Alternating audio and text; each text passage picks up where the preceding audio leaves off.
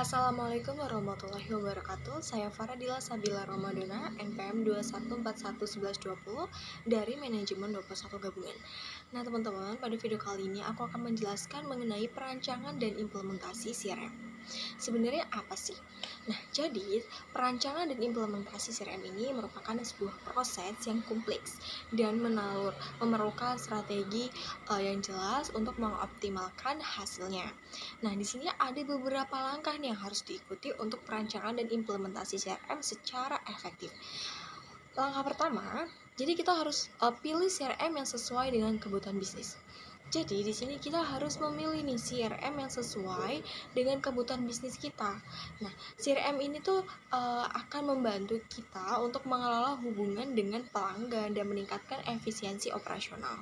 Nah, tentunya kita juga harus memastikan bahwa CRM yang kita miliki ini memiliki fitur-fitur yang sesuai dengan kebutuhan bisnis kita dan tentunya lebih mudah nih digunakan oleh tim kita ke depannya. Kemudian kita harus buat tujuan yang jelas.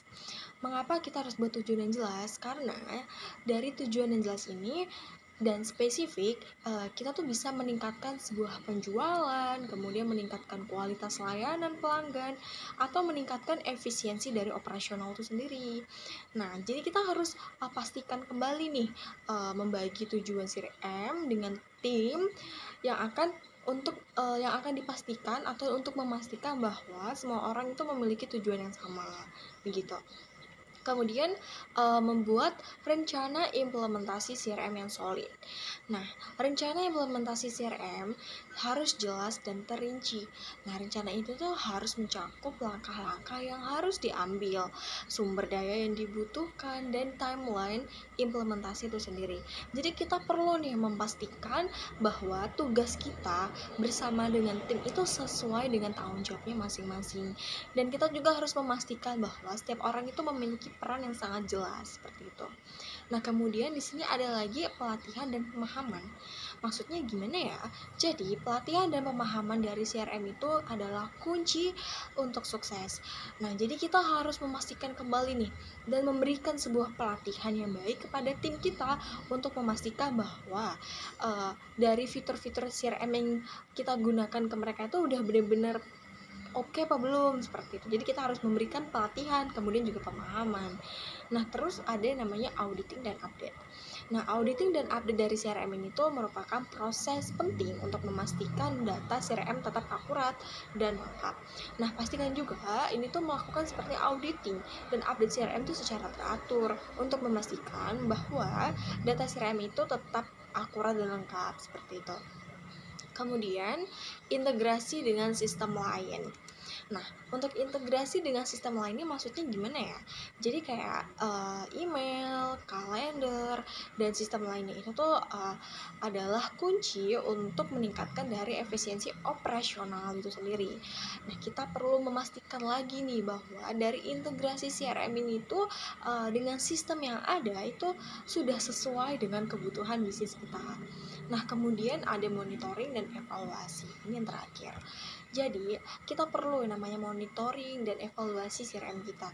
Kita perlu namanya memonitor dan evaluasi dari kegiatan langkah dari awal sampai akhir ini agar apa? Penting nih untuk kita tuh memastikan kembali bahwa CRM kita itu berjalan dengan baik. Nah, kita juga dapat memastikan bahwa dengan melakukan monitoring dan evaluasi dari CRM secara teratur dan memastikan bahwa CRM ini berjalan dengan baik, kemudian juga memastikan bahwa tujuan CRM ini tercapai. Wah, itu ternyata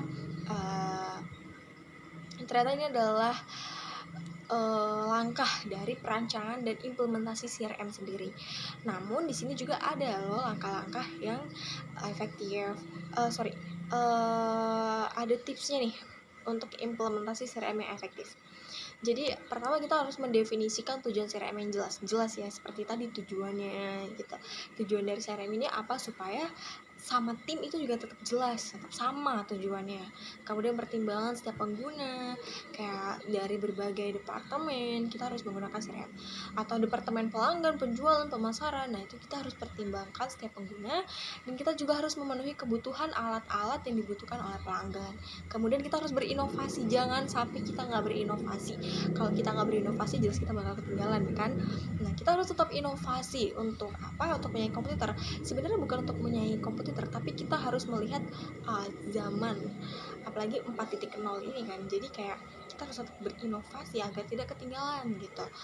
Nah dari inovasi solusi inovatif inilah ini penting karena kita akan mengintegrasikan teknologi yang harus seimbang, terus penyimpanan awan, terus CRM mobile dan integrasi dan lain sebagainya. Itu harus inovasi terbaru gitu. Nah kemudian jangan overload. Maksudnya apa ya jangan overload? Jadi kayak ini tuh seperti dashboardnya kita itu jangan sampai overload, atau kayak orang itu bakal bingung gunain dari layanan kita gitu, kayak bingung angka dan tabel, kemudian bingung ini gimana makanya, itu bakal mengelirukan sebuah pelanggan. Jadi jangan terlalu banyak apa ya kayak elemen-elemen yang perlu diperlukan di dalam CRM tersebut. Jadi seperti itu. Kemudian kita harus perbaiki feedback gitu. Seperti dari perbaiki feedback ini tuh kita tuh bakal mengetahui nih dari kesalahan atau ketidaknyamanan di sistem kita dari pelanggan gitu. Jadi kita harus memperhatikan feedback kita dari pelanggan gitu. Kemudian kita harus menyediakan komunikasi yang lancar, seperti pertimbangan database di mana semua informasi pelanggan itu dan aksi itu dapat disimpan. Kemudian itu akan sangat memudahkan pekerjaan dari perwakilan layanan kan. Nah juga pelanggan itu akan dapat berkomunikasi dengan setiap pekerjanya dan tidak merasa ada perbedaan atau ketidaknyamanan karena adanya pekerja atau pelanggan yang tidak terlalu mengetahui gitu. Nah, jadi kesimpulannya adalah dengan kita mengikuti langkah dan tips dari yang sudah aku jelaskan, ini merupakan dapat meningkatkan efisiensi operasional dan meningkatkan kualitas layanan pelanggan dengan menggunakan CRM yang efektif. Oke, sekian yang bisa saya sampaikan. Apabila ada salah kata saya mohon maaf. Saya akhiri, wabillahi taufiq wal hidayah. Wassalamualaikum warahmatullahi wabarakatuh.